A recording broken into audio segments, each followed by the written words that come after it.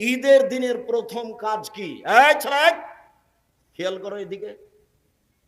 ঈদের দিনের প্রথমে 4-5টা কাজ আছে। 1 নাম্বার কাজ হলো ফেতরা বের করা। ঈদের দিনই ফেতরা বের করতে হতো, যা আমাদের এসব মুরব্বী মানুষেরা আজও জানেন, যে আমরাও করেছি, আমার বাপ দাদাকেও দেখেছি ঈদের দিন সকালে ফেতরা বের করতে। ওইটা কিভাবে 15 চলে গেল, 15 রমাজান চলে গেল, 27 রমাজান আরো আগে চলে আসলো, আরো আগে হবে না, নিতান্তই 29 রমাজান বা 30 রমাজান, অন্যথায় ফজর সালাতের পরে ফেতরা বের করতে হবে। আব্দুল্লাহ ইবনে উমর বলেন ঈদের দিনের প্রথম কাজ। আব্দুল্লাহ ইবনে উমর বলেন ফরাজা রাসূলুল্লাহ সাল্লাল্লাহু আলাইহি সাল্লাম যাকাতাল ফিতরে সান মিন তামারিন ও সান মিন সাইরিন। আল্লাহর নবী ফিতরার যাকাত ফরজ করেছেন 1 সা খেজুর, 1 সা গম, আলাল আব্দুল হুররে, স্বাধীন পুরুষ নারীর উপর, ফকির মিসকিন সবার উপর, ভিক্ষুক ভিক্ষিকা সবার উপরে, আর স্বাধীন পুরুষ নারীর উপর, দাস দাসের উপর, ছোট বড় সবার উপরে। ঈদের মাঠে যাওয়ার পূর্বে যার জন্ম হয়েছে তারও ফিতরা দিতে হবে। যদি ধরে নেওয়া হয় ফজরের আজানের আগে যার জন্ম হয়েছে তারও ফিতরা দিতে হবে, ঠিক আছে। যদি ধরে নেওয়া হয় যে সূর্য ডুবা পর্যন্ত, রমাজান শেষ হওয়ার সূর্য ডুবা পর্যন্ত সন্তান জন্ম নিয়েছে, তার ফিতরা দিতে হবে, তো ঠিক আছে। আমরা মনে করি ফজরের আজান পর্যন্ত কোনো ছেলে মেয়ের রাতে জন্ম নিলে তার ফিতরা দিতে হবে, সবাইকেই ফিতরা দিতে হবে। ছোট বড়, শিশু, পুরুষ নারী, দাস দাসী, কাজের মেয়ে, ফকির মিসকিন সবাইকেই ফিতরা দিতে হবে, দিতেই হবে। চাঁপায় নবগঞ্জের ভাষা তো ওকে দিতে হবে, হবে ওর বাপকে দিতে হবে, ফিতরা দিতেই হবে। ফকির হলে ফিরিয়ে দেওয়ার সময় তার চেয়ে বেশি দিয়ে দেওয়া হোক। ও আমার বেহান তুয়াদ্দা কাবলাল খরুজ ইলা সালাহ কাবলা খরুজুন নাস ইলাল মুসাল্লা। ফিতরা বের করতে হবে ঈদের মাঠে যাওয়ার পূর্বে। এই যে বুখারী মুসলিমের হাদিস, ফিতরা বের করতে হবে কখন? ঈদের মাঠে যাওয়ার পূর্বে। আগে যে নিয়ম ছিল সেটাই ঠিক ছিল। আবু সাঈদ খুদরি রাদিয়াল্লাহু তাআলা আনহু বলেন কুন্না নুখরিজু যাকাতাল ফিতরে, আমরা যাকাতুল ফিতর ফিতরা বের করতাম। সান মিন তামিন, 1 সা খাদ্য, সান মিন সাইরিন, 1 সা জব, সান মিন তামারিন, 1 সা খেজুর, সান মিন তাকিতিন, 1 সা পনির, সান মিন জাবিবিন, 1 সা কিশমিশ। প্রথম শব্দ আছে খাদ্য, তার মানে পৃথিবীতে যারা যেখানে যা খায় সেটারই ফিতরা দিবে, খাদ্য শস্য। কেউ যদি মনে করে আটা দিব তো দেখ, তবে ধান দেওয়া ভালো নয়, ধান সরাসরি খাদ্য নয়। আগে কিছু আমাদের গ্রামেও ধান ফিতরা দিত, চাউল গম দেওয়াই তুলনামূলক ভালো। সম্মানিত দিনী ভাই বোন, আবু সাঈদ খুদরি বলেন কাদেবা মুআবিয়া হাজ্জানা মুতামিরান ফাকাল্লামান নাস আলাল মিম্বারে, আমরা 1 সা করে ফিতরা দিয়ে আসছিলাম। হঠাৎ করে মুআবিয়া রাদিয়াল্লাহু তাআলা আনহু সিরিয়া থেকে আসলেন, তিনি মিম্বারে উঠে জনগণের সামনে বক্তব্য দিলেন। ফাকাল্লামা ফিমা কালামান নাস, সেদিন তিনি মানুষের সামনে যা বলেছিলেন, মানুষের সামনে সেদিন বক্তব্যে তিনি বলেছেন ইন্নী আরা, আমি মুআবিয়া মনে করি, আন্না শাইন মিন সামারাই শাম তাদেলো শান মিন তামারিন, সিরিয়ার অর্ধশা গম মদিনার 1 সা খেজুরের সমান। জাতির উদ্দেশ্যে মুআবিয়া ভাষণ দিলেন। মুআবিয়া রাদিয়াল্লাহু তাআলা আনহু জাতির সামনে বললেন, জনগণ, আমি মনে করি সিরিয়ার অর্ধশা গম মদিনার 1 সা খেজুরের সমান। সিরিয়ার অর্ধশা গম মদিনার 1 সা খেজুরের সমান। এই কথা জনগণ গ্রহণ করলো। জনগণ অর্ধশা ফিতরা দিতে লাগলো। এই অর্ধশা গ্রহণ করলো ইরাকের মানুষ। ইরাকের মানুষ 1 সা সমান ধরলো 3.5 কেজি, আজও ইরাক থেকে একটা পরিমাপ পাত্র কিনে নিয়ে এসে চাউল মাপলে, গম মাপলে 3.5 কেজি 3.25 কেজি ধরবে, এরকমই ঠিক। মদিনা থেকে একটা সা কিনে নিয়ে আসলে তাতে 2.5 কেজি ধরবে বা 2 কেজি 400 গ্রাম ধরবে বা একটু বেশিও ধরতে পারে, এ কথাই ঠিক। মদিনার সা অনুযায়ী 2.5 কেজি বা 2 কেজি 400 গ্রাম বা তার চেয়ে কিছু বেশি হতে পারে। আর সিরিয়ার সা অনুযায়ী 3.5 কেজি হতে পারে। তারা মূল্য হিসাবে অর্ধেক সা নিল, আর বাকি মানুষেরা তা গ্রহণ করলো না। আবু সাইদ খুদরি বললেন, আম্মানা, আমি আবু সাইদ খুদরি বলছি, কুন্না নুখরিজু ফালা নাযালু কুল্লা ফালাম নাযাল নুখরিজু সান মিন তামারিন আলা আহাদি রাসূলিল্লাহ সাল্লাল্লাহু আলাইহি ওয়াসাল্লাম উখরিজুহু মাইশত। রাসূলের যুগে 100 শস্য ফেতরা বের করতাম, যতদিন বেঁচে থাকবো 100 ফেতরা বের করব, কম করব না। কারা রাজুলুন মিনাল কম, জনগণের একজন বলল, আবু সাইদ খুদরি, আওয়া কামহানে মুদ্দাইনে মিন কামহিন, অর্ধশা গম দিলে হবে না? তখন আবু সাইদ খুদরি বললেন, অর্ধশা গম দিলে কেন হবে?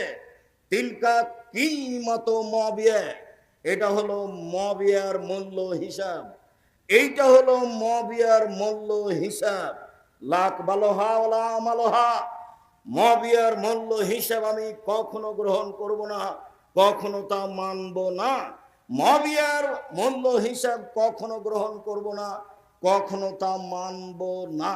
এই কথা আবু সাইদ খুদরি রাদিয়াল্লাহু তাআলা আনহু বললেন। আমি বলছি, সম্মানিত দিনী ভাই বোন, 100 ফেতরা বের করতে হবে, এ কথাই ঠিক, মূল্য নয়। সারা দুনিয়ার মানুষ যদি মূল্য বের করে তবু তা ফেতরা হবে না, শস্য দিয়েই ফেতরা বের করতে হবে, এ কথাই ঠিক। যখন করোনা ধরেছিল তখন আমি বলেছিলাম, কাবা ঘর কেন, সারা পৃথিবীর মানুষ যদি 3 ফুট পর পর সলাতে দাঁড়াই তবু তা বৈধ হবে না। আর যদি কোনোদিন কিয়ামত পর্যন্ত কাবা ঘরে পায়ে পা মিলিয়ে না দাঁড়ায় তবুও তা বৈধ নয়। সেদিন বক্তব্যে বলেছিলাম, 3 ফুট পর পর দাঁড়ানো বৈধ করতে হলে মুহাম্মদ সাল্লাল্লাহু আলাইহি সাল্লামকে আবার পৃথিবীতে আসতে হবে। যেহেতু মুহাম্মদ সাল্লাল্লাহু আলাইহি সাল্লাম আর কোনোদিন পৃথিবীতে আসবেন না, কাজে 3 ফুট পর পর দাঁড়ানো বৈধ হবে না। মাস্ক পরে করোনা আমি ঠেকাতে চাইনি। আমি বিশ্বাস করি ভাগ্যকে। আল্লাহর নবী বলছেন, মানুষ সৃষ্টির 50,000 বছর পূর্বে কাতাবা হায়াতাহা ও মাউতাহা ও রিজকাহা ও মাসাইবাহা, তার পৃথিবী সৃষ্টির 50,000 পূর্বে মানুষের জীবন, মানুষের মরণ, মানুষের রুজি, মানুষের রোগ ব্যাধি, করোনা সেদিন লেখা হয়ে গেছে। সেই দিন যদি করোনা লেখা থাকে, আর যদি পাথরের ভিতরে ঢুকে থাকে তবু তাকে করোনা ধরবে। সেই দিন যদি করোনা না লেখা হয়ে থাকে, আজ যদি করোনা যার হয়েছে তার গায়ের উপরে শরীর লাগিয়ে বসে থাকে তবুও করোনা ধরবে না। আমি আব্দুর রাজ্জাক এটাকে বিশ্বাস করি, এভাবেই আছি, এভাবেই থাকবো। অল্প দিন বাঁচতে এসে তাকদীর পরিবর্তন করতে আমি রাজি নই। সম্মানিত দিনী ভাই বোন, বিষয়টি তখন শক্তভাবে বলেছিলাম। যারা হুঙ্কার দিয়ে বলেছিল তারা চুপসি লেগে গেছে, মুখ খোলে না। করোনা আমাকে হতে পারে না। আমি সেদিন বলেছিলাম, যার করোনা হয়েছে তার প্লেটে একসাথে আমি খেতে রাজি। করোনায় কেউ মারা গেলে আমি তাকে গোসল জানাজা দিব। এতে যদি আমাকে করোনা ধরে, আমি বলবো না ওর কারণে ধরেছে, আমি বলবো পৃথিবী সৃষ্টির 50,000 বছর পূর্বে আমার নামে করোনা লেখা হয়েছিল, সেই জন্য আজকে ধরেছে, এর কারণে ধরেনি। বহু ছেলে মেয়ে বাপের কাছে যায় না, স্ত্রী বা স্বামীর কাছে যায় না। আবার কেউ কেউ স্বামীর গায়ের সাথে আছে করোনার বিছানে, তাকে ধরে না। করোনার লোকটা খাওয়া দাওয়ার পরে যেটুকু বেঁচেছে ওটুকু নিচে ফেলে দিয়েছে, ওটুকু ফকিরে খাচ্ছে, ওকে করোনা ধরে না। আর আমি যখন করোনা রোগীকে দেখতে গেলাম তখন ওই লোকের ছেলে মেয়েরা বলছে, ওস্তাদ হুজুর আপনি আসেন না, হুজুর আপনি আসেন না, হুজুর আপনি আসেন না, হুজুর আপনি আসেন না, এইভাবে চিল্লাচিল্লি শুরু করে তার ছেলে মেয়ে। বলছে, বলো কি তুমি? আমার অন্তরে ধাক্কা খায় না। তোমার বাপের গায়ে হাত দিয়ে আমি ঘন্টা যাবত বসে থাকবো, আমার অন্তরে ধাক্কা খেলে আমার ঈমান দুর্বল, এ কথাই ঠিক। আমার অন্তরে ধাক্কা খাবে না, এ কথাই ঠিক। আমি বলবো না তোমার বাপের কারণে আমার করোনা হয়েছে, আমার করোনা আগেই লেখা ছিল, সেই জন্য হয়েছে। সম্মানিত দিনী ভাই বোন, এক সাই চূড়ান্ত।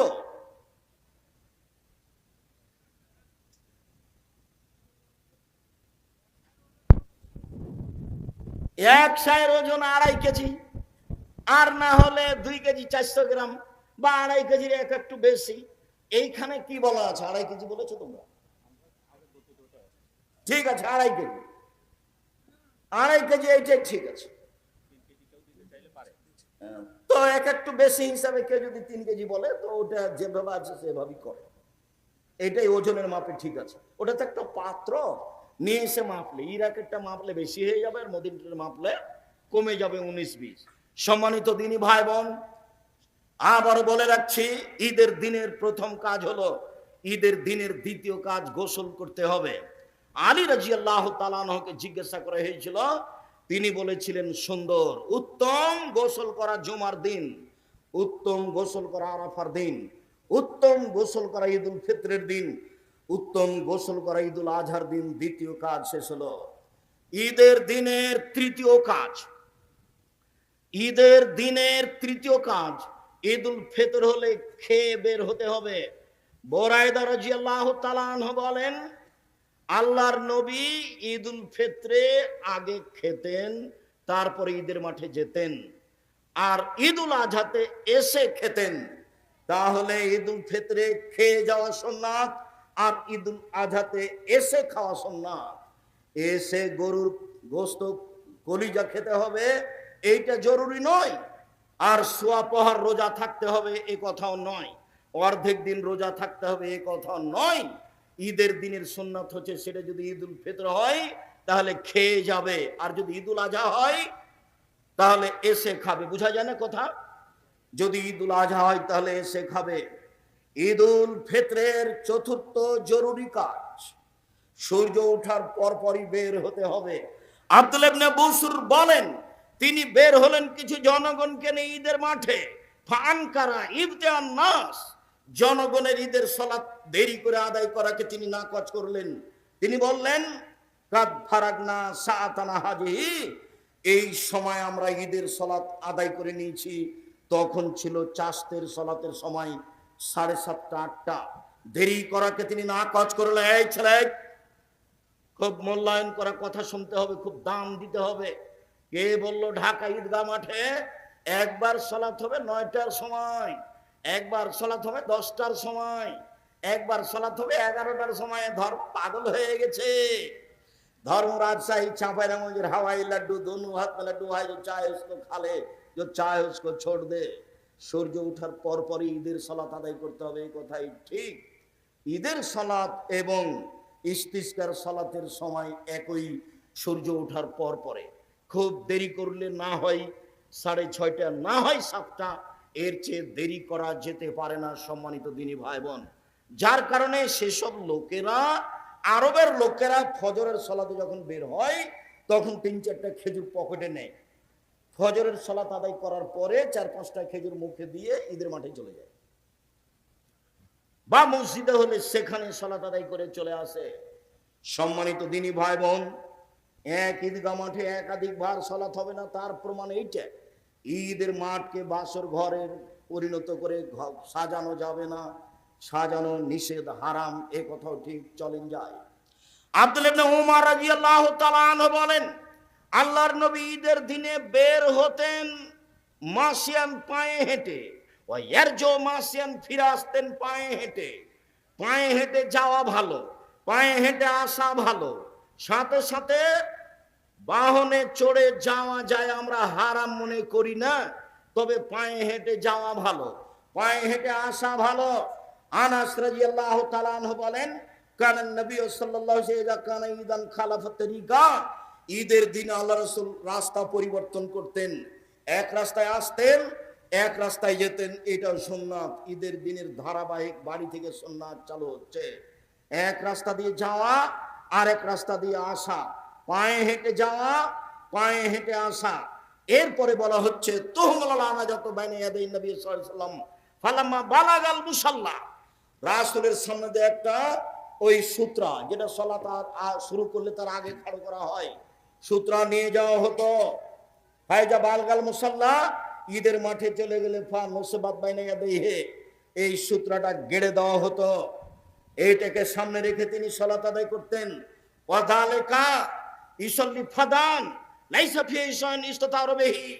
এই জন্য যে ঈদের মাঠ ফাঁকা থাকতো, কোনো কিছু ঈদের মাঠে থাকতো না যেটা সামনে করে সালাত আদায় করা যাবে। শুনুন, ঈদের মাঠে মেহরাব তৈরি করা নাজায়েজ, ঈদের মাঠে মিম্বার তৈরি করা নাজায়েজ, ঈদের মাঠকে সাজানো হারাম, ঈদের মাঠকে বাসর ঘরে পরিণত করা হারাম, বাঁশ খাটা দিয়ে সাজানো জায়েজ নয়, একেবারেই ফাঁকা থাকবে। নিতান্ত দখলের উদ্দেশ্যে চতুর্দিক প্রাচীর দিয়ে ঘেরতে পারে, দখল হিসাবে, এছাড়া প্রাচীর দেওয়াও ভালো নয়। আল্লাহর নবী মসজিদে নববীর উপর দিয়ে হেঁটে এসে তিনি মাঠে ঈদের সালাত আদায় করতেন। আপনারা খুব ভালোভাবে জানেন, মসজিদ নববীতে 2 রাকাত সালাত আদায় করলে অন্য মসজিদে 2 রাকাত সালাত আদায় করলে তার চেয়ে 1000 গুণ বেশি নেকি হবে। এরপরেও পৃথিবীর সবচেয়ে দামি মানুষ দামি মসজিদের উপরে পা দিয়ে, পায়ে পাড়া দিয়ে হেঁটে চলে গেলেন ফাঁকা জায়গায়। তার মানে ঈদের সালাত ফাঁকা জায়গায় আদায় করতে হবে। এরপরে বাড়ি থেকে বের হওয়ার সময়তে তাকবীর শুরু করতে হবে। ইবনে শিহাব জোহরি বলেন, কানান নাস ইকাব্বিরুনা ফিল ঈদে হিনামা ইখরিজুনা মিন মানাজিলিহিম। জনগণ তাকবীর শুরু করত যখন বাড়ি থেকে বের হতো, তখন তো ঈদুল ফিতরে। বাড়ি থেকে বের হওয়ার সময় বলতো আল্লাহু আকবার, আল্লাহু আকবার, লা ইলাহা ইল্লাল্লাহ, আল্লাহু আকবার, আল্লাহু আকবার, ওয়ালিল্লাহিল হামদ, আল্লাহু আকবার কাবীরা, আলহামদুলিল্লাহ কাসীরা, সুবহানাল্লাহি বুকরাতান ওয়া আসীলা। এই দোয়া আমি কোনোদিন প্রমাণ করতে পারিনি। অতএব এমনি আল্লাহু আকবার বলতে পারেন, সুবহানাল্লাহ বলতে পারেন, লা ইলাহা ইল্লাল্লাহ বলতে পারেন, আর এটাই খাস তাকবীর। আল্লাহু আকবার, আল্লাহু আকবার, লা ইলাহা ইল্লাল্লাহ, আল্লাহু আকবার, আল্লাহু আকবার, ওয়ালিল্লাহিল হামদ। ইমাম সাহেব যখন বের হবে তখন তাকবীর বন্ধ হয়ে যাবে। নিতান্তই সেই দিন বলতে পারেন। তবে ঈদুল ফিতর যদি হয়, আব্দুল্লাহ ইবনে উমর ও আবু হুরায়রা রাদিয়াল্লাহু তাআলা ইয়াখরুজুনা ইলা সুক। ঈদুল আজহাতে আব্দুল্লাহ ইবনে উমর এবং আবু হুরায়রা রাদিয়াল্লাহু তাআলা বাজারের দিকে বের হতেন আর তাকবীর পাঠ করতেন প্রথম যুলহিজ্জা থেকে নিয়ে 13 তারিখ পর্যন্ত। যুলহিজ্জা মাসে 1 থেকে নিয়ে 13 দিন পর্যন্ত একটানা তাকবীর চলবে। আল্লাহু আকবার, আল্লাহু আকবার, লা ইলাহা ইল্লাল্লাহ, আল্লাহু আকবার, আল্লাহু আকবার, ওয়ালিল্লাহিল হামদ। ওইদিকে পুরুষ নারী হজ করতে গেছে, এহরাম বাঁধার পরে শুরু করেছে লাব্বাইক আল্লাহুম্মা লাব্বাইক, লাব্বাইক লা শারীকা লাক, লাব্বাইক ইন্নাল হামদা ওয়া নি'মাতা লাক ওয়াল মুলক লা শারীকা লাক। তোমার দরবারে উপস্থিত, আমি তোমার দরবারে উপস্থিত, প্রশংসা তোমার, অনুগ্রহ তোমার, রাজত্ব তোমার, প্রশংসা তোমার, অনুগ্রহ তোমার, রাজত্ব তোমার, কোনো শরীক নাই তোমার। এইভাবে একবারে যে যেমন পারে চিৎকার করে বলবে, তাকবীর জোরে বলবে, আল্লাহু আকবার, আল্লাহু আকবার, লা ইলাহা ইল্লাল্লাহ, আল্লাহু আকবার, আল্লাহু আকবার, ওয়ালিল্লাহিল হামদ। পুরুষেরা ঈদের মাঠে যাবে, মহিলারাও যাবে। ভালো মহিলা তো যাবে, যারা হায়েজ হয়েছে তাকে ঈদের মাঠে যেতে হবে, যেতেই হবে। উম্মে আতিয়া রাদিয়াল্লাহু তাআলা আনহা বলেন, উমিরনা নুখরিজাল হুইয়াদা জাওয়াতিল কুদুরে। আমাদের ঋতুবতীকে ঈদের মাঠে যেতে বলা হলো। আমাদের যারা যুবতী মেয়ে তাদেরকে ঈদের মাঠে যেতে বলা হলো ইয়াশহাদনা জামাতাল মুসলিমিন দাওয়াতাহুম। তারা গিয়ে মুসলমানদের সাথে তাকবীরে শরীক হবে। ঋতুবতী মহিলারা বলবে আল্লাহু আকবার, আল্লাহু আকবার, লা ইলাহা ইল্লাল্লাহ, আল্লাহু আকবার, আল্লাহু আকবার, ওয়ালিল্লাহিল হামদ। ঋতুবতী মহিলারাও ইহরাম বাঁধার পরে বলবে লাব্বাইক আল্লাহুম্মা লাব্বাইক, লাব্বাইক লা শারীকা লাক, লাব্বাইক ইন্নাল হামদা ওয়া নি'মাতা লাক ওয়াল মুলক লা শারীকা লাক। যাদের হায়েজ হয়েছে তারা এই তাকবীর পাঠ করবে, তবে কাবা ঘর তওয়াফ করবে না এবং সালাত আদায় করবে না। হাজিরা যা করছে তাই করবে। আল্লাহর নবী আয়েশাকে বললেন, তুমি কাঁদছো কেন? আয়েশা বললেন, আর আপনারা হজ উমরা করে যাবেন, আমার তো উমরা হলো না, আমি শুধু হজ নিয়ে যাব, এই জন্য আমি কাঁদছি, আমার ঋতু হয়েছে। তখন আল্লাহ রাসূল বলছেন, চিন্তা করো কেন? হায়েজ তো আদমের মেয়েদের উপরে ফরজ করা হয়েছে, সবারই হবে, তোমারও হয়েছে, তুমি অত চিন্তা করো কেন? ইসনাইমা ইয়াসনাউল হজ, হাজিরা যা করে সেটাই করো। হাজিরা কোরআন তেলাওয়াত করে, তুমি কোরআন তেলাওয়াত করো। হাজিরা লাব্বাইক বলে, তুমি লাব্বাইক বলো। হাজিরা সুবহানাল্লাহ আলহামদুলিল্লাহ বলে, তোমরা সব কিছুই বলো। সালাত আদায় করো না, তওয়াফ করো না। এই বিবরণ পেশ করে, বুখারী মুসলিমের বিবরণ পেশ করে বলা হয়েছে ঋতুবতী মহিলারাও কোরআন মাজিদ ধরে পড়বে। এ কথাই ঠিক। শতদিনের তদন্তে কথায় আছে ওরা সালাত আদায় করতে পাবে না, ওরা তওয়াফ করতে পাবে না। ঋতুবতী মহিলা ঈদের মাঠে যাবে, যেতেই হবে। যখন জোরালো আদেশ দেওয়া হলো, তখন একজন মহিলা বলল, এহদানা লাইসা লাহা জিলবাব, আমাদের কারো তো চাদর নাই, কেমনে যাবে? চাদর গায়ে দিয়ে যেতে হয়। উপস্থিত বৈঠকের মুসলিম বোন এমনি আছেন নাকি? বলছে, এই মেয়ে, তোমার মাথায় কাপড় নাই কেন? শরম পাও না? তোমার বাপ নাই নাকি? তোমার লজ্জা হয় না কেন? তোমার শরম হয় না কেন? তোমার মা পাশে বসে আছে না? পাশে বসে আছে তোমার মা, তোমাকে দেখতে পায় না? তোমার মাথায় কাপড় নাই কেন? এই দেখো ঋতুবতী মহিলারাও যাবে মাথায় চাদর দিয়ে, গায়ে কাপড় দিয়ে। এ দেখো। তখন একজন মহিলা বলছে চাদর নাই যে। তখন আল্লাহ রাসূল বলছেন লেতুল বেসা সাহেবাত মিন জিলবাবিহা, আর একজন বান্ধবীর চাদর নিয়ে যাবে। খালি মাথায় ল্যাংটা হয়ে হে করে চলে যাবে না, ঢং ঢং করে। এসেছে কোনো এইভাবে? উপস্থিত বৈঠকের দিনী বোন, আপনি কি আপনার দেবরের সাথে এসেছেন? আপনি একটু শরম পান না? আব্দুর রাজ্জাক বিন ইউসুফ এসেছেন।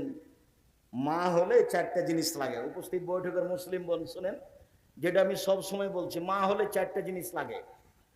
এক, যেটা জাবের বললেন, জাবের বলছেন যে আমরা এখন মদিনায় ঢুকবো রাদিয়াল্লাহু তাআলা। আল্লাহ রাসূল বলছেন, এই থামো থামো থামো, আমরা এখানে রাতে থাকবো, সকালে যাব।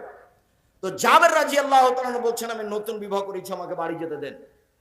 তো আল্লাহ রাসূল বলছেন, তুমি নতুন বিবাহ করেছো, কুমারী মেয়ে বিবাহ করেছো না তালাক প্রাপ্ত মেয়ে বিবাহ করেছো? তো জাবের বললেন, আমি তালাক প্রাপ্ত মেয়ে বিবাহ করেছি। তো আল্লাহ রাসূল বললেন, তুমি কুমারী মেয়ে কেন বিবাহ করলে না? তুমি তার সাথে খেলতে, তোমার সাথে খেলতো। তখন জাবের রাদিয়াল্লাহু তাআলা বলছেন, আল্লাহ রাসূল শুনেন, আমার একটা কথা শুনেন। আল্লাহ নবী, আমার বাপ উহুদের যুদ্ধে শহীদ হয়েছে 9 জন মেয়ে রেখে, আমার 9টা বোন আছে। আমি আমার বোনদের সমবয়সের মেয়েকে আক্রাহন উজাব্বেজা মিসলাহুন না, ওদের সমবয়সের মেয়েকে আমি বিবাহ করা পছন্দ করিনি 4টা কারণে। আল্লাহ নবী শুনেন, আমার আব্বা উহুদের যুদ্ধে শহীদ হয়েছেন 9 জন মেয়ে রেখে। আমার 9টা বোন আছে, আমার বোনদের সমবয়সের কম বয়সের মেয়েকে আমি বিবাহ করিনি 4টা কারণে। এক, লে তুয়াল্লিমাহুন্না, আমার বউ যেন আমার বোনদেরকে বিদ্যা শিখাতে পারে। প্রথম বিদ্যা মাকেই শিখাতে হবে। এই জন্য পুরুষের সাথে সাথে মহিলা শাখাও খুলতে হবে। এ কথাই ঠিক। জামিয়া সালাফিয়া ডাঙ্গিপাড়া পবা রাজশাহীর মহিলা শাখার জন্য আলহামদুলিল্লাহ তানোর গোদাগাড়ির লোক জমি দিয়েছে 60 বিঘা। 33 শতকের বিঘায় কতখানি দিয়েছে? 60 বিঘা। তারা 100 বিঘার প্রজেক্টের প্রস্তাব দিয়েছে যে আমরা 100 বিঘা জমি এখানে করে দেব। মহিলা বিশ্ববিদ্যালয়ে মহিলাদের শিখাতেই হবে। রূপগঞ্জ নারায়ণগঞ্জে মহিলাদের শাখায় জমির পরিমাণ হলো 22 বিঘা। কতখানি? 22 বিঘা। ওই প্রতিষ্ঠান 51 বিঘা জমির উপরে। সম্মানিত দিনী ভাই বোন, মহিলা শাখা দিনাজপুরেও আছে, মহিলা শাখা বরিশালেও আছে, মহিলা শাখা চট্টগ্রামেও শুরু হবে ইনশাআল্লাহ। সময়ের গতিতে চট্টগ্রাম, ময়মনসিংহ, নোয়াখালী, ফেনী, যশোর, কুষ্টিয়া এসব ডিস্ট্রিক্টে জমি রেডি আছে। সময়ের গতিতে প্রতিষ্ঠান চালু হবে ইনশাআল্লাহ। সম্মানিত দিনী ভাই বোন, কলমডাঙ্গা এলাকাবাসী, আপনাদেরকে মহিলা শাখা সুন্দরভাবে গড়ে তোলার চেষ্টা করতে হবে। আলেম ওলামাদের বেশি বেতন দিয়ে ভালো আলেম নিয়ে আসার চেষ্টা করতে হবে। রাজশাহী জামিয়া সালাফে এক একজন শিক্ষকের বেতন 60-70 হাজার করে। খাওয়া থাকা ভিন্ন, ওর পিছনে খাদেম ভিন্ন। মদিনে থেকে যারা এসেছেন তাদের বেতন লাগে না, তবে খাদেম লাগে, খাওয়া লাগে, বাবুর্চি লাগে। বাবুর্চি ভিন্ন, খাদেম ভিন্ন, অনেক পয়সা খরচ আছে তাদের পিছনে। আলহামদুলিল্লাহ খুব ভালো অবস্থায় জামিয়া সালাফে দেশে চলছে। আমার মনে বড় সাধ, এই দেশের মাটিতে আমি উন্নত মানের প্রতিষ্ঠান গড়বই গড়ব ইনশাআল্লাহ। যেখানে ছেলে মেয়ে বাংলা ইংরেজি আরবি উন্নত মানের শিক্ষা অর্জন করে জাতির অন্যায়ের বিরুদ্ধে লড়বে, মুখে কলমে মিডিয়ায় লড়বে ইনশাআল্লাহ। সেটাই জামিয়া সালাফিয়া রূপগঞ্জ নারায়ণগঞ্জ ঢাকা, সেটাই জামিয়া সালাফিয়া ডাঙ্গিপাড়া পাওয়া রাজশাহী। এ দেশের সর্ববৃহৎ প্রতিষ্ঠান জামিয়া সালাফিয়া, শিক্ষার মানে সর্বোচ্চ প্রতিষ্ঠান জামিয়া সালাফিয়া, শিরক মুক্ত প্রতিষ্ঠান জামিয়া সালাফিয়া, বিদআত মুক্ত প্রতিষ্ঠান জামিয়া সালাফিয়া, দল মুক্ত প্রতিষ্ঠান জামিয়া সালাফিয়া, সংগঠন মুক্ত প্রতিষ্ঠান জামিয়া সালাফিয়া, হিংসা মুক্ত প্রতিষ্ঠান জামিয়া সালাফিয়া, দেশের অমূল্য সম্পদ জামিয়া সালাফিয়া। আমি এলাকাবাসীকে অনুরোধ জানাচ্ছি, আপনারাও কলমডাঙ্গা মাদ্রাসা পুরুষ ও মহিলা শাখাকে একটা ভালো মানের তৈরি করার জন্য জীবন বাজি রেখে লড়ে যান। ফলাফল আল্লাহ দিবেন ইনশাআল্লাহ। 2013 সালের 24 আগস্ট মঙ্গলবার আমি বলেছিলাম আমার হাতে টাকা নেই, এ কথা সত্য। প্রতিষ্ঠান গড়বে, এ কথা সত্য। ইনশাআল্লাহ গড়বে। টাকার হিসাব পরে, সিদ্ধান্ত আগে। ভালো মানের ছেলেদের প্রতিষ্ঠান করতে হবে, ভালো মানে মেয়েদের প্রতিষ্ঠান করতে হবে। জীবন বাজি রেখে চেষ্টা করেন, আল্লাহর কাছে প্রার্থনা করেন, কাজে সফল হবই ইনশাআল্লাহ। সম্মানিত দিনী ভাই বোন, তিনি বললেন আমার সমবয়সের মেয়েকে আমি বিবাহ করিনি আমার বোনদের সমবয়সের 4টা কারণে। 1, আমার স্ত্রী আমার বোনদেরকে শিখিয়ে দিবে, মেয়েদের শিখিয়ে দিতে হবে, মাকে শিখিয়ে দিতে হবে। 2, শিষ্টাচার শিখাবে আমার স্ত্রী আমার বোনদেরকে, ছেলে মেয়েকে মাকে শিষ্টাচার শিখাতে হবে। মাই জানে না শিষ্টাচার কাকে বলে, ও শিখাবে কি? ওর বাপে বিবাহ দিয়েছে, স্বামীর কাছে গেছে, এই জন্য ছেলে হয়ে গেছে। ও কি জানে শিষ্টাচার কাকে বলে? ও কি বাচ্চাকে কাপড় পরানো জানে? ও কি দরজা বন্ধ করা জানে?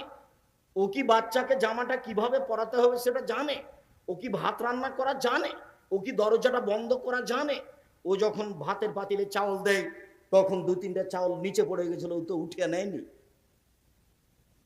2-3জন মিলে যদি চাকরি করে তবুও বাড়িতে বরকত থাকবে না। ও ভাত রান্না করা জানে না, ও দরজা বন্ধ করা জানে না, ও ছেলে মেয়েকে জুতা স্যান্ডেল পরাতে জানে না। সে মা নয়, ও একজন হস্তিনী মা। ও হচ্ছে কি মা? ও যেটা হস্তিনী মা। আমি বলি না তাকে রাখতে হবে, তবে আমি তাকে তালাক দেওয়ার জন্য আদেশ করিনি, পরামর্শ দিই। বউ ভালোই নিয়ে আসতে হবে, এ কথাই ঠিক। রাসূল সাল্লাল্লাহু আলাইহি সাল্লাম যখন বললেন 4টা জিনিস আছে যার সুখময় জীবন তার, 4টা জিনিস আছে যার সুখময় জীবন তার, তখন 1 নম্বরে বললেন আল মারাতু সালেহা, ভালো স্ত্রী। 2 নম্বরে বললেন আল জারু সালেহ, ভালো প্রতিবেশী। 3 নম্বরে বললেন আল মারকাবুল হানি, একটা ভালো গাড়ি। 4 নম্বরে বললেন আল বাইতুল ওয়াসি, থাকার ঘরটা প্রশস্ত।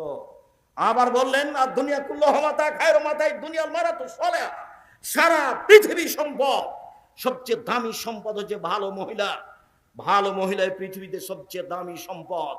সম্মানিত দিনী ভাই বোন, আল্লাহর নবী বললেন শোনো, 4টে জিনিস সবচেয়ে দামি, 3টে জিনিস সবচেয়ে দামি।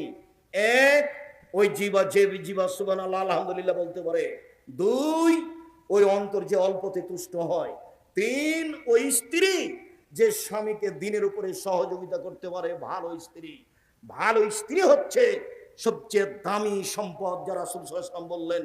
আল্লাহ নবী বললেন খায়রুন নিসায়ে, মহিলাদের মধ্যে সবচেয়ে ভালো মহিলা হচ্ছে ওই স্বামী আদেশ করলে পালন করে, স্বামীর সাথে কথা বললে হাসি মুখে বলে, স্বামী বাড়িতে না থাকলে নিজেকে হেফাজতে রাখে, কারোর সাথে মোবাইলে কথা বলে না, দেবর ভাসুরের সাথে গল্পে জড়িয়ে পড়ে না। এই হলো সবচেয়ে ভালো নারী।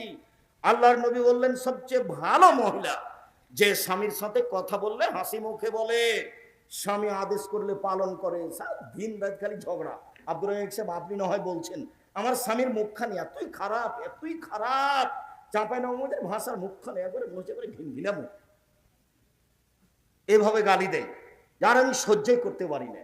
তাই আমাকে যখন বলে 1 গ্লাস পানি দে, তো তখন 1 গ্লাস পানি নিজে এইভাবে রেখে দিই, ফেকুস করে যেমন উল্টা ঘুরে দাঁড়ায়, ওকে আমি সহ্য করি না। আপনি মেনে নেন, তিতা লাগুক আর মিঠা লাগুক, নইলে সংসার বাদ দেন। এইভাবে ঝুলন্ত থাকা হবে। আর আপনাকে আমি দিন রাত বলে আসছি, স্ত্রীকে গালি দিতে হয় না, কটু কথা বলতে হয় না, মারতে হয় না, মন্দ কথা বলতে হয় না, স্বামী হলে 5টা জিনিস লাগে। 1, ভালো মানের পড়তে দিতে হয়। 2, ভালো মানের খেতে দিতে হয়। 3, কটু কথা বলতে হয় না। 4, মুখের উপরে মারতে হয় না। 5, এখানে সেখানে শ্বশুর বাড়ি খালার বাড়ি যেতে দিতে হয় না। বাড়িতে থাকবে, জরুরি প্রয়োজন ছাড়া বাড়ি ত্যাগ করবে না। খুব জরুরি প্রয়োজন ছাড়া বাড়ি ত্যাগ করবে না, ওই হলো স্বামী। স্বামী হলে 5টা জিনিস লাগে। আল্লাহ রাসূল বললেন, নবীগণ জান্নাতে যাবেন, শহীদেরা জান্নাতে যাবে, সিদ্দিকেরা জান্নাতে যাবে, ওইসব মহিলারাও জান্নাতে যাবে যাদের স্বামী একটু মন খারাপ করলে, রাগ করলে হাতখান ধরে বলে, যতক্ষণ পর্যন্ত আপনি খুশি না হবেন ততক্ষণ পর্যন্ত আমি খালেদা কোনো কিছুই খাবো না। এ হলো জান্নাতি নারী। সব মিলে যাবে স্বামী সেবায়। আপনি দেখেন, ঘুরে ঘুরে দেখে আসবে স্বামী সেবাই হচ্ছে। যে দিক দিয়ে ঘুরিয়ে ধরেন, ঘুরে এটাই আসবে। যখন আল্লাহ নবী বললেন যে মহিলারা তোমরা দান করো, অধিকাংশ নারী হচ্ছে জাহান্নামী, অধিকাংশ নারী হচ্ছে জাহান্নামী। তো মদিনার নারীরা কথা বলতে পারেন, বলেন কেন? তখন আল্লাহ রসুল বলেন, স্বামীকে মানে না যে এই জন্য।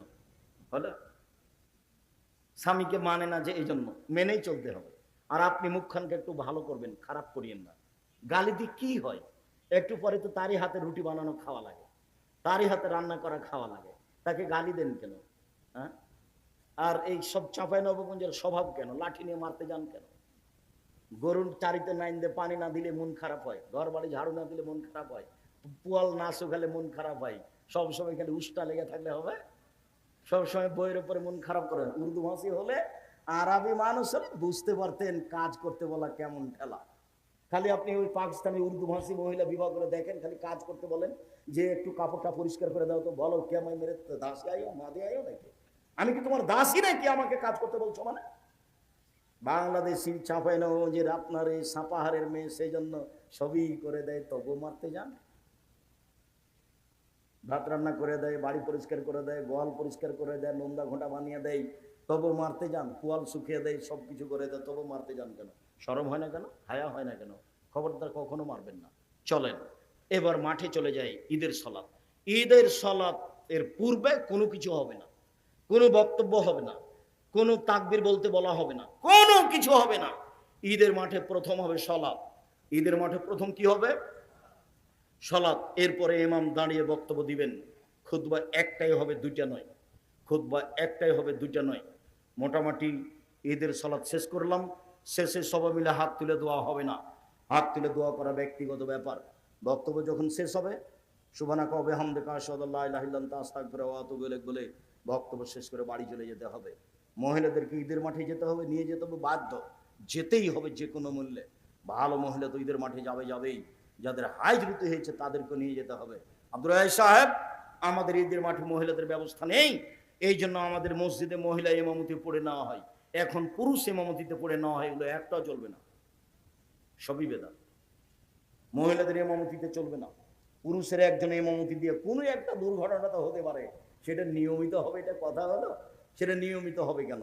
সম্মানিত দিনী ভাই বোন, আমি আজকের আলোচনার শেষের দিকে চলে আসলাম। তোমার অনেকগুলো জিজ্ঞাসা নাকি? আচ্ছা, সম্মানিত দিনী ভাই বোন, প্রতিষ্ঠান আপনাদের কলমডাঙ্গা একটা ঐতিহ্যবাহী প্রতিষ্ঠান, আগে থেকে এখনো হোক, এটা আমি আন্তরিকভাবে কামনা করি।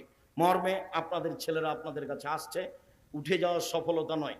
10 টাকা হোক, 5 টাকা হোক, 50 টাকা হোক, 200 টাকা হোক, কেউ ফিরিয়ে দিবেন না। আমার দিকে দেখেন, আল ইয়াদুল উলিয়া, এই ছেলেরা যাও। আর ইয়াদুল উলিয়া খায়রুম মিন ইয়াদিস সুফলা, দেওয়া হাত ভালো নেওয়া হাতের চেয়ে, দেওয়া হাত ভালো নেওয়া হাতের চেয়ে। রাসূল সাল্লাল্লাহু আলাইহি সাল্লাম দেওয়া হাতকে পছন্দ করেন নেওয়া হাতের চেয়ে। সব সময় দেওয়া হাত খান রাখবেন। 200 টাকা রাস্তার জন্য রেখেছেন, 50টা 100 টাকা দিয়ে দিবেন। আর বের হয়ে 1 কেজি জিলাপি নিয়ে যাবো সিদ্ধান্ত, এই ছেলে বসো, আগে এই ছেলেগুলো আসুক, তারপরে তোমার ব্যস্ততা বাড়লো কেন? ও, আর বই তো আছে, আব্দুল্লাহর মিন্নাতুল বারি। আমরা নিজের ছেলের জন্য দোয়া করি, আব্দুল্লাহর জন্য দোয়া করি। বুখারীর ব্যতিক্রম ব্যাখ্যা, বাংলা ভাষায় বুখারীর ব্যতিক্রম ব্যাখ্যা 2য় খণ্ড বের হয়েছে। তাদের 1ম খণ্ড আছে, 2য় খণ্ড আছে। আব্দুল্লাহর অন্য যেগুলো বই আছে, বিশেষ করে সিলেবাস, একটু থামে না, এই ছেলে থামো, এই ছেলেগুলো যাক না, তুমি ব্যস্ত হয়ে গেলে কেন? ছেলেগুলো পার হোক, তারপরে তুমি উঠো। তুমি নিজের প্রতিষ্ঠানে এসেছো, আমি তো বলছি, আমি উঠতে বললে উঠবেন না, কেন? নিজের প্রতিষ্ঠানের সম্মেলনে এসেছেন, আপনার ভালোবাসা আগে আর আমার ভালোবাসা আপনার পিছে। আপনি নিজের প্রতিষ্ঠানে এসেছেন, পরবর্তীতে যখন আসবেন এরকমই টাকা পয়সা সাথে নিয়ে আসবেন, 10 টাকা হোক, 50 টাকা হোক, 5,000 টাকা হোক। আমাদের ছেলেরা যেন ফিরে না যায়, কম হোক বেশি হোক। সম্মানিত দিনী ভাই বোন, ও আলিতে পত্রিকা আছে, খুব গুরুত্বপূর্ণ। অন্তত 30 টাকা দিয়ে একটা পত্রিকা নিয়ে যাবেন, কেউ খালি হাতে যাবেন না। আর মহিলাদের জন্য আছে কেন এই নির্যাতন কিতাব প্রতিকার, আর আছে কেন হবো অবরোধবাসিনী। বেগম রোকেয়া লিখেছে অবরোধবাসিনী, কেন হবো অবরোধবাসিনী, এই বই আছে। দুয়ার বই আছে, কতটি হাত তুলে দোয়া আছে, কোথায় কোথায় হাত তুলে দোয়া করতে হবে। আর নামাজ শিক্ষা বই আছে। আর যেসব বই কথা বললাম এগুলো উপদেশ বই আছে, আদর্শ নারী, আদর্শ পরিবার, এইসব বই, সব বইগুলি সংগ্রহ করুন।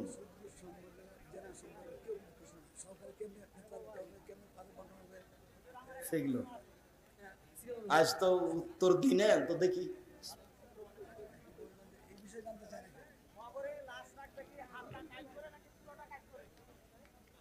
চলো পুরোটা কাট করে না,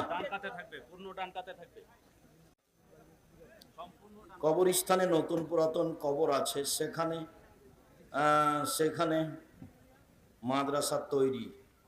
তো ওটা আপনারা লিখিত ফতো নেন, এলাকার লোক কি বুঝছে সেখানে মাদ্রাসা তৈরি করা না করা।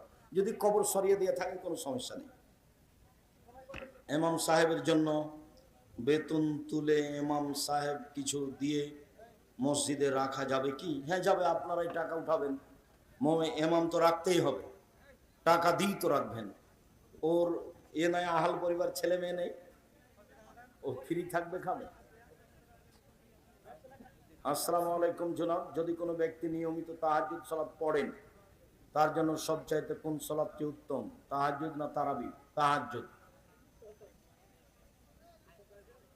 পুরুষের চরিত্র রক্ষার জন্য নারীদের পর্দা করতে হয়, নারীর জন্য পুরুষের কেন পর্দা করতে হয় না? পুরুষকে আল্লাহ পর্দা করতে বলেছেন, চক্ষু নিচু রাখতে বলেছেন। অকুলিল মুমিনাত অকুলিল মুমিনিনা, মোমেন পুরুষ নারীকেও আল্লাহ চক্ষু নিচু করতে বলেছেন। ডিজিটাল প্রজেক্টরের মাধ্যমে মহিলাগণ ওয়াজ শ্রবণ করার পাশাপাশি বক্তাকে প্রত্যক্ষ করা বা দেখা কতটুকু শরীয়ত সম্মত? একবারে 100 সম্মত। একটু দলিল দিবেন? হ্যাঁ, এই ছেলেরা থামো তো, দলিল নেও তো। এই যে প্রজেক্টরের মাধ্যমে মহিলারা যে আমাদের দেখছে, তার প্রমাণ কি? প্রমাণ নাম্বার 1, যোদ্ধারা মসজিদে খেলাচ্ছে, যুদ্ধ শিখছে। দেখুন আয়েশা রাদিয়াল্লাহু তাআলা রাসূলের পিছন দিকে দাঁড়িয়ে ওদের খেলা দেখছে। ওরা কিন্তু আয়েশাকে দেখেন, কিন্তু আয়েশা কোথায় দাঁড়িয়ে খেলা দেখছেন? রাসূলের পিছনে দাঁড়িয়ে, কাঁধের উপর দিয়ে। তো আয়েশা বলছেন আল্লাহর নবী আমাকে কত ভালোবাসতেন, তিনি স্ত্রীদের কত ভালোবাসতেন। আমি তো কম বয়সের মেয়ে, খেলা দেখতে কত আগ্রহী, আপনারা তো বুঝছেন দুনিয়াবাসী। ঘন্টার ঘন্টা দাঁড়িয়ে আছে, আমাকে একবারও বলে না হয়েছে হয়েছে আর কতক্ষণ থাকবা, হয়েছে একবারও বলে না। আমি যতক্ষণ দেখতে থাকলাম ততক্ষণ তিনি দাঁড়িয়ে থাকলেন। 2, যখন জাফর রাদিয়াল্লাহু তাআলা এবং আব্দুল্লাহ ইবনে রাওহা যোদ্ধারা যখন শহীদ হয়ে আসলেন, মসজিদ আল্লাহ রাসূল বসলেন। আল্লাহ রাসূলকে এসে বলা হলো যে তারা খুব কান্নাকাটি করছে, ছেলে মেয়েরা। তো যে এসে বললো কান্নাকাটি করছে, ওকে আল্লাহ রাসূল বললেন তুমি যাও না, ওদেরকে বাড়িতে ঠেকাও যেন কান্নাকাটি না করে। তো লোকটা আবার এসে বলছে সামলাতে পারি না, তুই চিল্লাচিল্লি করে কাঁদছে। তো আয়েশা রাদিয়াল্লাহু তাআলা বলছেন আমি দরজার একটা ফাঁকা দিয়ে ভাঙা জায়গাতে দেখছিলাম, ওই যে লোকটা এসে বারবার বলছে। তখন আমার মনটা খারাপ হলো, এই লোক, এই তোমাকে যেটা বলেছে সেটা শোনো না কেন? আয়েশা কিন্তু এটা জোরে বলছেন না, হাদিসে এসেছে, এই লোক তোমাকে যেটা বলেছে সেটা শোনো, ওদেরকে ঠেকাও। তুমি খালি বারবার এসে বলো কেন যে সামলাতে পারি না, সামলাতে পারি না। 2, ওটা বুখারী এটা বুখারী, প্রজেক্টর জায়েজ করছি, বোঝা যায় না। 3 নম্বর হলো আব্দুল্লাহ ইবনে মাকতুম ছিলেন অন্ধ মানুষ। তো এক মহিলার স্বামী মরে যাওয়ার পরে 4 মাস 10 দিন থাকার জায়গা ছিল না, কোথায় থাকবে? তো মহিলাকে বলেছিল যে তুমি ওই আব্দুল্লাহ ইবনে মাকতুমের বাড়িতে থাকো, ও তো তোমাকে দেখে না, তুমি যেভাবেই থাকো না কেন। এই যে 4 মাস 10 দিন। শুনেন শুনেন, আমরা একটা হাদিস পড়েছিলাম যে আল্লাহ নবীর পাশে তার দুজন স্ত্রী বসেছিলেন, তখন আব্দুল মাকতুম আসছেন। তো আল্লাহ রাসূল বলেন, তোমরা সরো, ওই যে আব্দুল মাকতুম আসছে। আল্লাহ রাসূল, ওরা যে আমাদের দেখতে পায় না তো। আরে ওরা দেখতে পায় না, তোমরা তো দেখতে পাচ্ছ। হ্যাঁ, আমরা তো দেখতে পাচ্ছি। এই হাদিস জয়ীফ, আমলযোগ্য নয়। আগের গুলো সব বুখারী মুসলিম, একাধিক হাদিস দ্বারা প্রমাণ, প্রজেক্টর যায়, মহিলারা দেখতে পারে, পুরুষেরা নয়। না, এখন না, তোমার কথা বলে, আপনি কথা বললে বেশি হয়। শেখ ফরিদ ব্যক্তির নামে ইফতারের আয়োজন করা যাবে কি? জি না।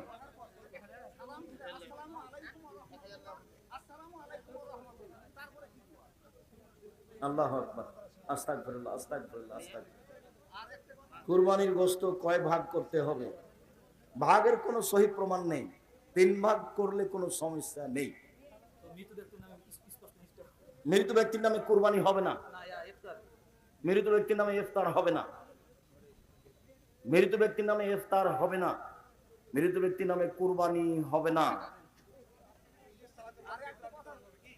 ঈদের সালাতের পরেও ফিতরা বিতরণ করতে পারে, আগেও করতে হবে। বিতরণটা সুবিধাই, উঠাতে হবে আগে। না, হয়েছে 4 রাকাত বিশিষ্ট সুন্নাত নামাজে কয়টা সূরা লাগবে?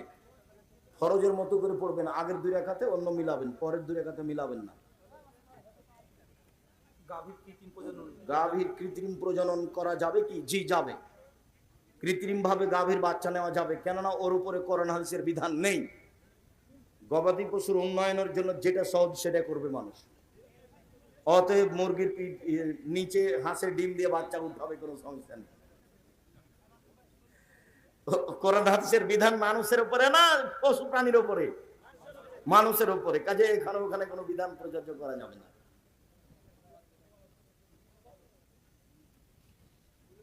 ফরজ বাদে যেগুলো নামাজ আছে, তারাবির নামাজ, তাহাজ্জুদ এর নফল বেতর নামাজ, সবগুলোতে কি সানা লাগবে? প্রত্যেক তাকবীরে তাহরিমার পরে সানা পড়বেন, এটাই উত্তম। সদকায়ে ফিতরার মাল মাদ্রাসা হক রাখে নাকি ফকির মিসকিন? মূলত ফকির মিসকিন, কওমি খারেজি মাদ্রাসাগুলো মিসকিনের অন্তর্ভুক্ত হিসেবে দিতে পারেন। তবে মূলত ফকির যারা চেয়ে বেড়ায়, মিসকিন যারা চাইতেও পারে না, সংসারে চলে না, এদেশের কওমি মাদ্রাসাগুলো কাছাকাছি, তাই ফকির মিসকিনকে দিবেন আর প্রতিষ্ঠানে দিতে পারবেন। তবে ফকির মিসকিন ভালো। কি আছে লিখা? সহি এতেকাফ রাখার নিয়ম কি? সহি, সব সহি হয়ে গেল। 10 দিনের জন্য এতেকাফ করতে হবে। এতেকাফ অবস্থায় কোথাও যাওয়া যাবে না, পেশাব পায়খানা ছাড়া, গোসল ছাড়া। থামো, হয়েছে। গল্প গুজবে জড়ানো যাবে না। এতেকাফ অবস্থায় স্ত্রী মিলন চলবে না, স্ত্রীর সাথে গায়ে গায়ে হাত লাগানো যাবে না। আর সিয়াম অবস্থায় এতেকাফ করতে হবে। জুমা মসজিদে এতেকাফ করতে হবে, অক্তে মসজিদে নয়। মহিলাদেরও জুমা মসজিদে করতে হবে, অক্তে মসজিদ বা কোনো ঘরে এতেকাফ চলবে না। যদি পারে জুমা মসজিদে করবে, না পারলে নেই। এতেকাফ জরুরি কিছু নয়, এতেকাফ জরুরি কিছু নয়। এতেকাফ করলে নেকি পাবে বেশি, এরকম কোনো কথা নেই। এতেকাফ মানে একটু বেশি বেশি ইবাদত করবে, তা একটা পদ্ধতি গ্রহণ করেছে। ফিতরার টাকা মাদ্রাসায়, ফিতরার টাকা দিয়ে মক্তবের শিক্ষকের বেতন, একই ব্যাপার। শেখ, আমি একজন যুবক, আলহামদুলিল্লাহ আমি 5 ওয়াক্ত সালাত আদায় করার চেষ্টা করি। তবে আমার একটা সমস্যা, আমার মানসিক চিন্তা ভাবনা, মন খারাপ, হতাশা, দুশ্চিন্তা সব সময়। এখন আমার করণীয় কি? প্রথমত, তুমি ফজরের সালাতের পরে, সকাল সন্ধ্যা মাগরিবের সালাতের পরে আল্লাহুম্মা আউযু বিকা মিনাল হাম্মি ওয়াল হুজনি ওয়াল আজজি ওয়াল কাসলি ওয়াল জুবনি ওয়াল বুখল ওয়া গালাবাতিদ দাইনি ওয়া কাহরির রিজাল, এই দোয়া পড়ো। বিশেষ করে এই দোয়াটা পড়তে শুরু, চিন্তা দূর হয়ে যাবে ইনশাআল্লাহ। চিন্তা করো না, আল্লাহ তাকদীরকে বিশ্বাস করো। শেখ, আমরা জানি আরবি তারাবি 8 রাকাত, কিন্তু আমাদের এখানে তারাবি 10 রাকাত পড়িয়েছে। পড়াতে পারে, 10 রাকাতের হাদিস পাওয়া যায়, তবে 8 রাকাতই সব হাদিস। শেখ, আমি যতটুকু জানি ফিতরার শায়েখ দান করার ফলে কবরের আযাব বন্ধ হয়ে যায়? জি, বুখারী মুসলিমের হাদিস। একজন লোক এসে বলছে আমার বাপ মারা গেছে, টাকা পয়সা ছেড়ে গেছে, ওসিয়ত করেননি, হাল ইউকাফিরু আনহু আন আতাসাদ্দাকা আনহু, আমি আমার বাপের নামে দান করলে তার পাপ মিটে যাবে? তার নাম, উনি বললেন হ্যাঁ। চিন্তা করো না, বাপ মায়ের নামে দান করো। সৌদি আরবের সাথে সিয়াম রাখা যাবে কি? জি না, এবার নগদ মিথ্যা কথা।